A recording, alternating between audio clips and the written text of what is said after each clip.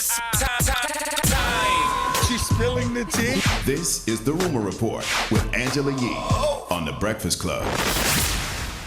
All right, well, Lauren London was on Jay Shetty's On Point podcast.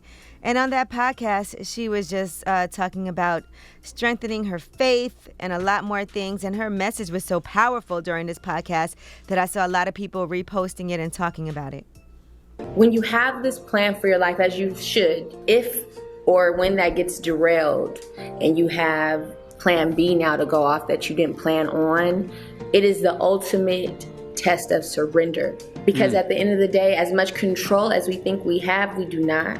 And it's actually very powerful to surrender. We think that it's a weakness because life is going to do what it's going to do. And we are all going to get chin checked by life one way or another.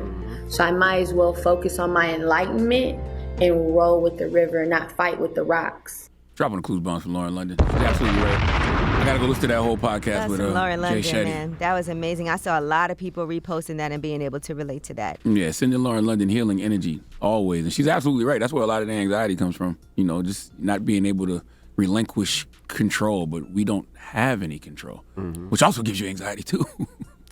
All right, now Kanye West fans, they want that Donda 2 album so bad to be streaming on these services that they actually were downloading a fake version called Kanye Kest.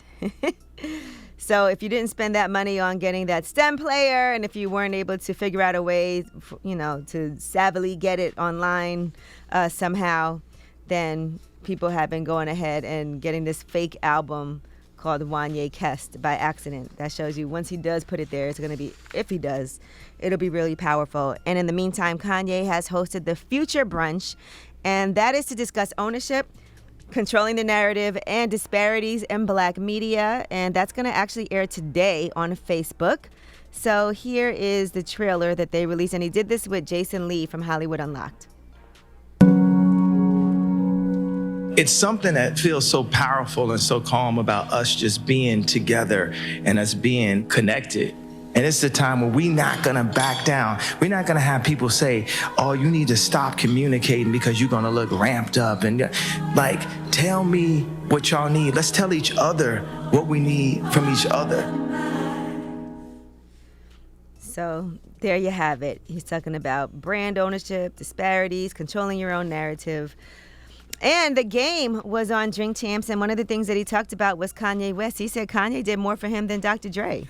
Like taking Crips on a tour while I'm a blood. What do you mean? My own homies. I lost half of the game like that. It's crazy that Ye did more for me in the last 2 weeks than Dre did for me my whole career. We could have just played that one part. Yes, we could have. Yeah, that was long. I anticipate a lot of Drink Champs interviews. I am anticipating this Drink Champs interview simply for that one part, because I need to know what Kanye West has done for the game in the past 2 weeks that Dre hasn't done for the game in his whole career. Well, that's a hell of a statement. Well, I will say one thing: the Game was signed to 50, not Dr. Dre. What are you talking about? There was Aftermath. It was G-Unit Aftermath. Right, but he was signed through 50. Yeah, but he had all those Dr. Dre beats and all that Dr. Dre production. Let's be clear, the Game wouldn't be the Game without Dr. Dre and 50 Cent. Correct. Collaborating. Correct. So it's like, I need to know. I am intrigued. I want to know. I mean, I would love to know too, but I thought that when the Game first came out, they didn't know what to do with him, and then Game... He was shelved. He was shelved, and that's the story I heard. They put him with Fifth, and then it popped, so... And Fifth gave him the records that he had already done with Dre, right? Like Hate It or Love It, and it was something else. I forgot what the other one was. No, not Hate It or Love It. This is how we do. There you go. And Hate It or Love It. It was Hate It or Love It too? Okay. All right, Euphoria is the second most watched series on HBO. So congratulations. It should be number one. What's number one? To them, Game of Thrones. Is Game of Thrones not on anymore, is it? No, it's not on anymore. Yeah, ever. Most watched show since 2004. Oh, wow. So, so their season finale pulled in a series high of 6.6 million viewers. And, you know, no, that's big. congratulations If you're the second most watched show on HBO ever, that's big. HBO's had some classics. And they also have HBO Max, too, so, you know.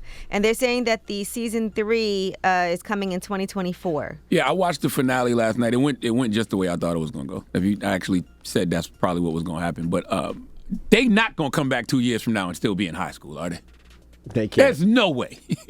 I mean, I guess it continues where it left off. But what so. grade are they in now? I don't know. They don't seem like high schoolers. They is 25. My high school was not like that. That's like, what 2 years from now, they can't come back and still be in high school. That's just not going to work. All right, well, that is your rumor report. All right, thank you, Miss Yee. Now, Charlamagne, who you giving that donkey to? A former top executive at Estee Lauder named John Dempsey. He needs to come to the front of the congregation. We like to have a word for him because he's acting like there's not rules out here in these streets, and he violated one of the cardinal rules. We'll talk about it. All right, we'll get into that next. It's The Breakfast Club. Good morning.